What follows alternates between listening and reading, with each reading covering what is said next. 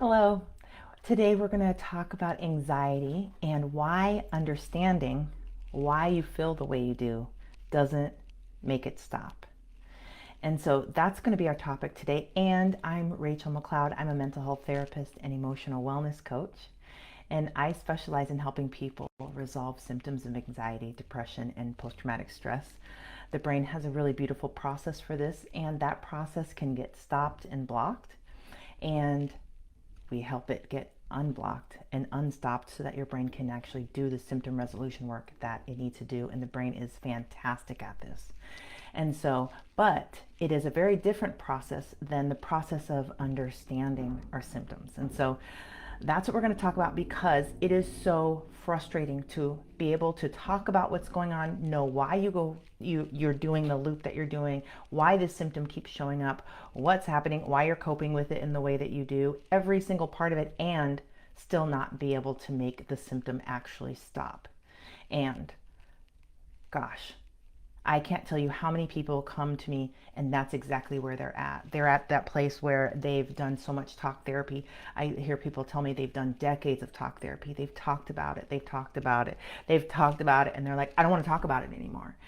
Because they've reached that point where they really understand that there's not any amount of talking and understanding this that is going to stop it. If it was going to do that already, it would have already done it. And so it would have already made the symptom stop. And so this is really exciting work. If you are here, the brain process that I'm talking about, and being able to be in a place where there are other options. And I don't want to make this about talk therapy is bad. It is wonderful to get support. It is wonderful to have another person to communicate with, to talk things through. It's very grounding. It's very soothing. It's really, really powerful. And there's another piece that's really the missing ingredient when symptoms keep continuing over and over and over again. And so I really want you to understand this. I'm going to break this down, and it's going to be exciting, because this is exciting work. There really is just one missing piece. And so when we add that missing piece, things can change so quickly. 30 seconds, a minute, 2 minutes. Sometimes sitting with this and doing this one ingredient for 20 minutes is life-changing. And so I like that. I like the immediate gratification of this and the instant gratification. And it's so relieving when we're talking about symptoms of anxiety, depression, and traumatic stress, because they can be so persistent, they can be debilitating. And so to have a different way of working with this that is fast, life-changing. And that's why I'm talking about this. I do want to save you decades of therapy. I want you, when you go to talk therapy, that you're doing something besides trying to change your symptoms. Like, let's get that out of the way, and then you go talk, right? Then go get the support, get the connection that you need. But let's make these symptoms stop. Okay, so, but what I really want you to understand is that understanding your symptoms is not the same thing as your brain processing your symptoms. Understanding your systems is your systems. Okay, understanding your symptoms is very different than processing your symptoms. And your brain really needs to go through its process for processing and resolving symptoms. So I'm going to just use the word processing here. It's very shorthand, but what we're doing is we're trying to help the whole mind-body system, the whole system, shift into a processing state. And that's where we're going to see the limbic system, the survival system, and the executive functioning teams.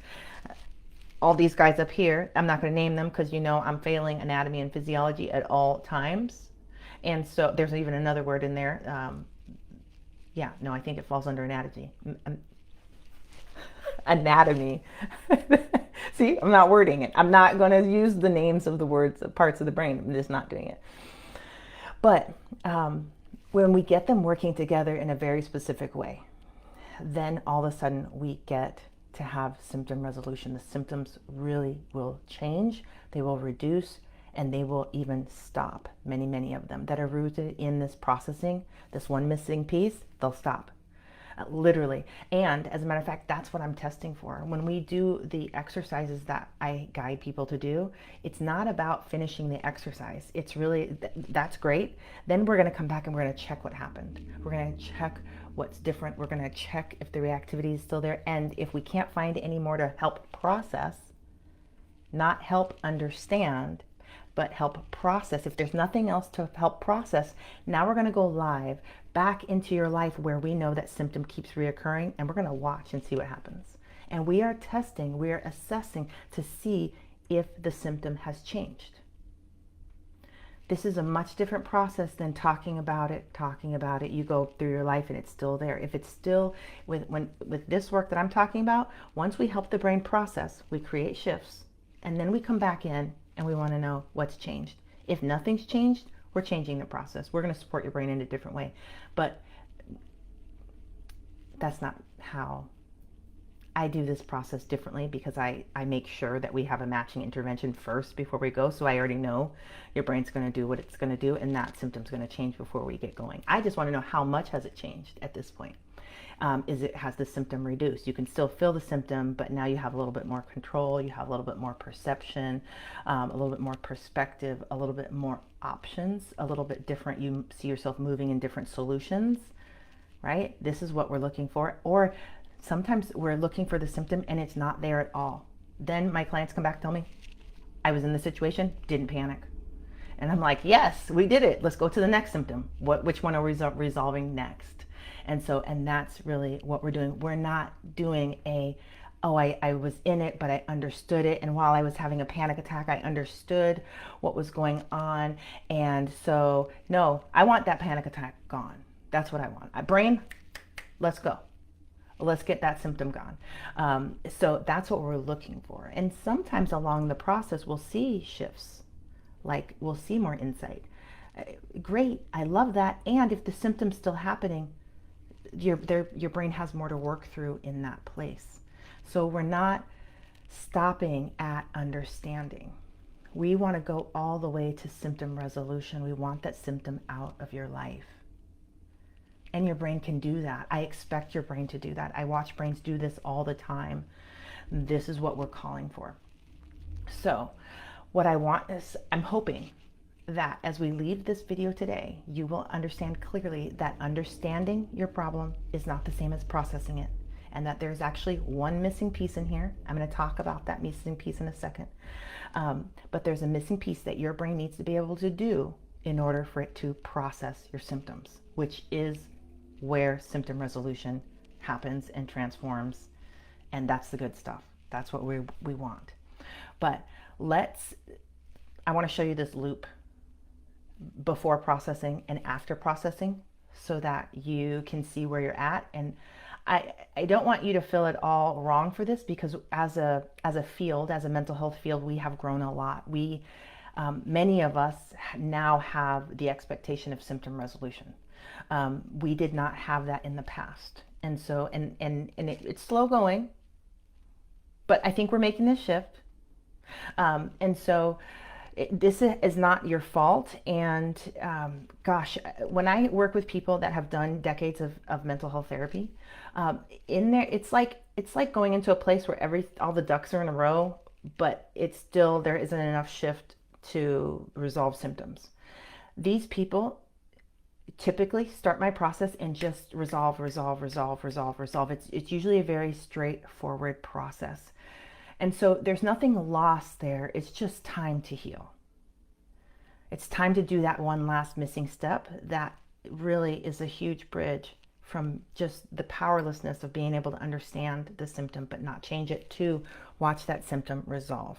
And let me say again, this is fun. This is empowering. This is before and after pictures in a very short amount of time. It's awesome. And I hope I'm inspiring you to consider this. Okay, let me show you the loop. Okay, I made some pictures. Let's see if I can get them up here. Okay, so this is the loop that keeps happening that you can describe, but you can't shift. And so here we have a trigger. And I'm going to talk about a panic attack. because one is standing out to me in my mind, and the trigger was showers. The sensation of steam in the shower would trigger the reaction, which was in this case a panic attack. So over here.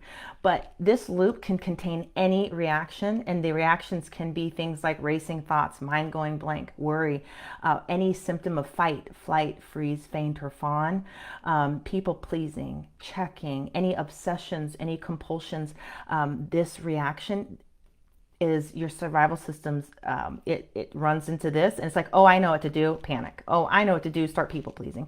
This is usually automatic by this, not usually, this is automatic by this point. And it's really hard to get to change these automatic reactions that your system thinks and believes it needs to survive the trigger. And so this is really the hot spot here. But so then you go into this reaction, and then you start coping. So lots of people, to get out of this reaction, will try coping. Sometimes nervous system regulation, sometimes eating, sometimes drinking, sometimes this is where our challenges get to be: yelling, venting, projecting, arguing, picking fights, bullying, putting their emotions out on other people. This is coping, because cutting, any of these things, because it really will help us get out of this. I know that's terrible to understand and know, but the truth is your system can't stay here indefinitely. It needs to get out, and so the brain will look for something that will shift it out, and it usually has learned a pattern that it likes, and so it will do this. These are things that become also automatic and that you can't stop doing. This is why scrolling is challenging to get out of, because of this piece, the brain process right in here. Also why we have addictions and eating challenges and things like that, because they work to shift us out of this place and out of that brain state. And so, but we need to cope then. And then we've got understanding. Then we'll go through this understanding it. We'll talk through it. We'll talk with our friends. We'll talk. But also we'll think and we'll reflect, and we will create an understanding. Then we've got a recovery phase, and then we'll go right back into the trigger. We run into the trigger again, and then we're back in the same reaction. Like clockwork, same symptom. Nothing has changed over and over and over again, because the brain has automated the reaction point here. Now, I want to talk about understanding.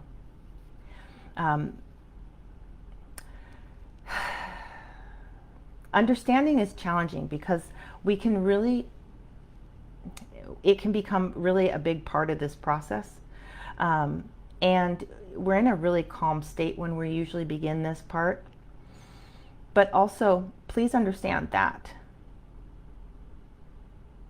I don't know if I think I'm going to go a little bit farther into this video before I hit this point, because you're going to understand it better. Because you really have to understand what happens with processing, and then I'm going to tell you. We're going to talk about that. Okay, let me show you the process with processing. So processing is a natural brain state. When we are in fight or flight, processing becomes very low. Our brain starts shutting down processing pretty quickly, and it can shut it down to about 20%. And the processing is serving the survival system. So it's not really great. Processing is not really available. So there's a trigger, there's a reaction, there's tons of energy flowing through your system, but processing is low. So we can't use that energy and information and emotion and convert it into the things brains use to create health and wellness. Okay, so that process isn't taking place because survival system is on and active. Processing systems, that process is low. So we want to switch this. We want to turn processing low, and I'm going to try that again. We want to switch, right? We've got it like we want to turn down the survival system and survival mode, and we want to turn on processing. And we want to support the brain to shift, but then we also want to support and processing and make it happen well. Like, there's a word I want to use here: accelerate processing, optimize. There we go. We want to optimize processing, and we can do things that help the brain do this. They're body things, actually. And so there are different tapping points, there are different breathing patterns, there's different things you can do with your eyes, because we need to manually operate this, because the survival system only cares about keeping the body alive. So that's the only part of this that it really cares about, is listening to the body. Body, are you okay? And so when we tell it understanding things like, oh, we're fine, this happens before, this is the pattern, it doesn't care, because that's not how it's designed, that's not how it's wired. It wants to know if the body is okay. And so there are things the body will do that let the survival system know that it's okay, and we can do those. And we will, to facilitate and help and guide and support processing, we'll do those things to shift the brain into a processing state, and then make sure that processing state then is optimized. So, and that processing is fast. Brains are fast over here. It's an electrical system. It's an electrical process. It is lightning fast. Okay, so we want processing. That's the missing step. Processing is the missing step. Okay, we want to shift your mind-body system into whole system processing. Okay, what happens when processing occurs? Let's introduce this. Okay, so we're introducing one missing step, processing. And so in this step, we have the trigger. We have processing. We want to have reaction changes. We're changing the reaction. So now I want you to know that we can introduce processing before the trigger, during the trigger, after the trigger. Okay, it's the easiest to do it during the trigger, but it's also the hardest to do it during the trigger, depending on how intense the trigger is. So we need the other strategies before and after. So before and after the trigger occurs, that kind of processing is exactly the kind of exercises I teach in my program, Inner World Transformation. Okay, those ones that's where we really get to be proactive about processing that trigger. We get trigger processing. If we work on it before or after the trigger, we get to control how intense the situation gets, which parts we work on. We get a lot of control. I like that a lot, especially because your brain has already said, I'm having a hard time processing this trigger. So we want to slow it down. We want to make processing successful. That's it. We don't need processing to be intense. We don't need it to be long. We don't need it to be exact. We need it to be successful. Any bit of successful processing we get, we're going to get all these guys over here. We're going to get new information. The brain will actually be able to look at the trigger, right? It'll be able to process the trigger, look at the trigger, and actually get new information about the trigger it has never been able to access before. And so that does a ton of things here, tons, okay? Then the body sensation that's associated with the trigger, it might be a choking sensation, suffocating, heaviness in the chest, starts to shift also, because the body sensation's job is to send information to the brain, and when processing is occurring, that information actually gets there, and then the body sensation shifts because it's completing its job. Its only job is to deliver the information. It can't get the information there, all of a sudden it goes back into the body and it stays stuck in your stomach, and then it repeats the next time. So we're helping the body complete its part of the process by delivering that information. Okay, so what we're going to expect as a result of successful processing is the body sensation will shift. It will either reduce, go away entirely, or move to a different part of the body. Great. If it's in one part of the body and it's no longer there, but it's somewhere else now, that says, oh, I'm finished with my part, but my buddy over here wants to say a couple of things about this trigger. Okay, so we're gonna do that. We're looking for some kind of body sensation shift, and we're not forcing that. We're supporting it. It's a natural process. It will naturally occur every time in some way or the other. So more perspective. Once processing begins, people have more perspective about their trigger. Here we go. Doesn't matter what it is. You know, if the shower one, if somebody's in the shower panicking, while I'm working on them, my train is going by. If someone has the trigger is the shower and they're panicking about it, they're going into that. Oh, this is the same picture. If, if someone's, here we go over here. If someone's trigger is the shower and then they start panicking, right?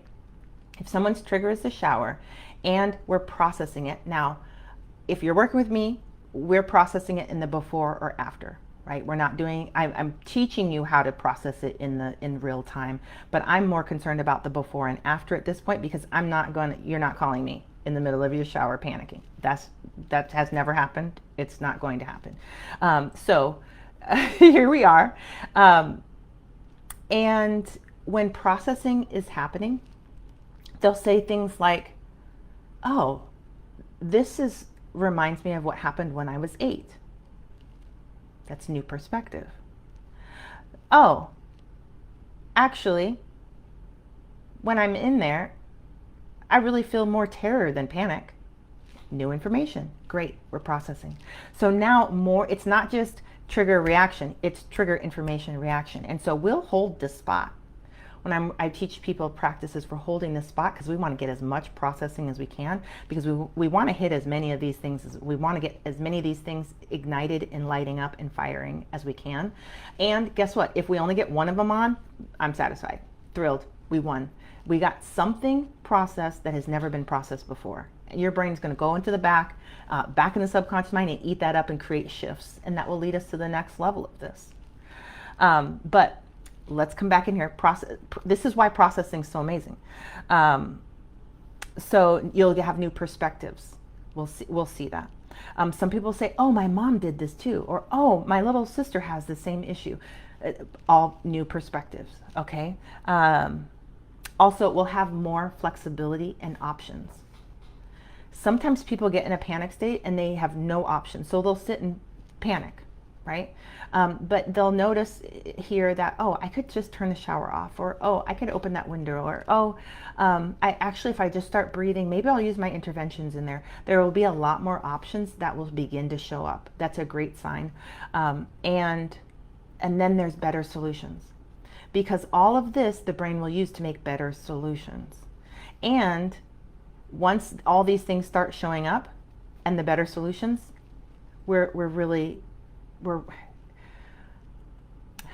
it's not even the end, but I know we're cooking. This is the part we got to get turned on, is the processing. Because if any of these things come back on, I know that the reaction is going to change, and we're going to go hunting for it. We're going to go observe, and we're going to go look. But in here, with this more perspective, this is where understanding is going to happen, right? So any processing that occurs is going to create more understanding. And then, so you might say to me, well, Rachel, since I did all this talk therapy and I understand a lot more, doesn't that count as processing? And I want to say, no. It counts as some processing, some. But if that trigger loop is still going, it doesn't really count, because understanding is very subjective. And what brains will do, if there are any gaps in understanding, in insight, in data, in information, it will still go ahead and create what feels to you like understanding. And what I'm looking for is accuracy in understanding, accuracy of insight, because if the brain is processing, it's going to get so much more data, and you're going to see your understanding get more clear, more accurate, more functional. It's not just a story your brain has woven together, slapped the name of understanding on, and handed to you. I don't mean that in an insulting way. That's what brains do, because we still have to function, whether we understand everything or not. And so it's a fun little brain trick that we've got going on that comes with our automated system, that we feel like we understand something, but if you're not processing, your understanding is not actually very accurate to the actual information that's happening in the body sensations, in what's happening outside of you, what's happening inside of you. I didn't even put under here some things that the mind-body system is processing is somatic data, not somatic data, sensory data. So it's got to process all the things that you see, hear, smell, all the sensations on your skin for your brain to figure out what's going on, not your mind. Your mind will make up all kinds of things. Your mind will fill in the blanks, especially like if you don't know what happened, your brain will hand you a story. And so without processing, our understanding will always have gaps in it. And with processing, our understanding will have some gaps in it, but we want that understanding to be functional. It actually works to help us have closer relationships. It's close enough, right? It's close enough to have health in our business, health in our families, health in our lives, health in our self perspective, right? All of that is dependent upon processing. If brains are processing, they will automatically make health and wellness for you, because processing, the brain, your executive functioning is understanding what's happening inside you and outside of you. And what it's going to say after we get all these things running is, I don't think that's the right reaction. Me neither. I don't think we need to panic about a shower. I don't. But right, there's because of maybe things that happened in the past that never really got processed, because processing got stopped and blocked, the reaction seems reasonable to your brain. But after we get processing going, the reaction no longer seems reasonable, and your brain will go, once it sees that, it will go and through the process of rewiring and making you new reactions. And those reactions will be more functional. Will they be completely resolved? Maybe, maybe not. We're going to see. We're going to test it out in real time. And so if in real time your symptom is gone, great. That happens a lot, especially in the beginning of the work. We're going to go and just process a lot. And then after that round, lots of symptoms will just drop right out. The ones that remain are the ones that usually require more skill, they're a little bit more complex for your brain. Maybe they're not complex for somebody else's brain. So I never know which one's going to last and which one isn't going to last, but your brain will tell us what it can do and what it can't do, because we'll see, even though we'll have a change, we'll see this loop remaining. And we will follow this, getting new information about that trigger every single time until we're at, well, actually we'll follow it till we're at symptom resolution, because anytime we get processing here, we'll get that shift. And this is fun. This is why people talk about getting quick results with this process. And it's why it's so much different than just an understanding based work, and this is processing based work. And for instance, talking about speed and using this process, I had a client, her name's Kirsten. I have a video testimonial of hers. If you want to watch that video, you'll find it on YouTube. Kirsten started work with me after decades of therapy, and wonderful, wonderful woman, and a leader in her field, and just very bright. And she started work with me because she had a Christmas where she just couldn't feel it anymore. She was so numb and shut down. She just felt like she couldn't participate in her own life anymore. So she knew she needed to do something about it. And she heard about me from one of her friends. She looked me up. She booked a call with me, and she decided to get to work. So what we first started doing is I started showing her how to work with her mind-body system to get processing happening. And that's what I do in all of my first sessions. I make sure that the intervention that we're working with is the one that helps your brain the best.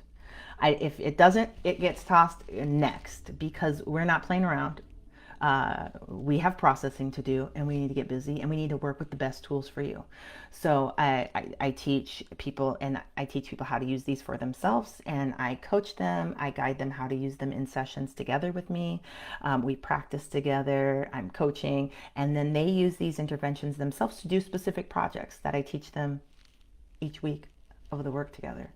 Okay, so but I teach emotional freedom techniques, EMDR, thought-filled therapy, and energy medicine. Those are the bags of tools I'm pulling from, and so I will find a match. I will find a match. And I'm pretty determined. But once we have that match, we get going. And she was very serious about this. She had children and babies. Not babies, they weren't babies. But I just feel like, we've got lives to live, children to love, things to do. We do not have time for this hanging around with all these symptoms. So she had the same attitude and got right to work. In the first week, she told me, I'm not having the panic attacks. Those are gone. And I have this nice voice in my head, and I don't know who it is. So she's funny. Anyway, but her inner critic started shifting. It started to turn into nice, guiding support, which is what it's supposed to be doing in there. It's not supposed to be an inner critic. You're not supposed to have an inner critic in there. I don't know if you've been told that or not, but I want to tell you that's not supposed to be there. That's a symptom of anxiety, depression, or traumatic stress. Anyway, first week resolved. And then we kept going because we're going after symptom after symptom after symptom because we're doing processing. And what else can we process? We're vacuuming this stuff up in here. But it was a very successful work, transformed her relationship with herself, with her son, at her job. She had boundaries again. She felt like she could stand up in her life. And so that's exactly the kind of things I expect. And so and not only the things I expect, but those are the kinds of things your brain can do for you. We worked together for 8 weeks, transformation. And so, this one missing step is huge, and you deserve it. Your life deserves it. Your brain deserves it. It's the one thing brains need. It's one thing children need, right? Especially if you have a childhood where you didn't get a lot of support, comfort, safety signals going into your body, going up to your survival system, letting you know that you're safe, then these interventions will be just so huge for you. And so, because it's what brains need all the time, forever. Not necessarily these interventions. There's lots of ways to do this, to get those safety signals, but these interventions give us a very repetitive, works every time, easy, quick way to create the shift that the mind-body system needs to really function optimally. Right? Crying works too. I don't encourage you to cry through symptoms, and we can't always cry through symptoms. So, but like that, right? So we have these other tools that we can use, and we can use them whether we're crying or not. We can use them anywhere we need to help our brain do that one thing it needs to be able to do to help us thrive in our life. And so that's the deal, which is much different than understanding. And you haven't failed if you have a bunch of understanding, but if you've still got symptoms, it's time to help your brain process. And so if this is something you can really relate to and a shift you want to make, I have a free program. It's a great place to start. It's called Try This Once. That's what it's called. We changed the name. It's called Try This Once. And that's where I teach you 3 of my favorite interventions for this. And you can try them out and you can see if your brain makes the shift. Inside the program, I also talk about what you're looking for and signs that processing is taking place. Once you have an intervention that works for your brain, and I've loaded in here the top ones, like that work with 95% of people. If you see any sign that processing is occurring, you've got a match. And you can really try this process. You can go and you can do any of the work you want to do. That's a really great time to enroll in my program, Inner World Transformation, because it provides the exercises to get your brain to do to work through a specific symptom outside of the symptom, right? And really help you resolve symptom after symptom after symptom. So I want to encourage you to try the free program, start there. But if you also know that you just want to do this, let's rock. Inner World Transformation, get started. It's fantastic. So wonderful connecting with you all, and I hope to see you again soon. Take care.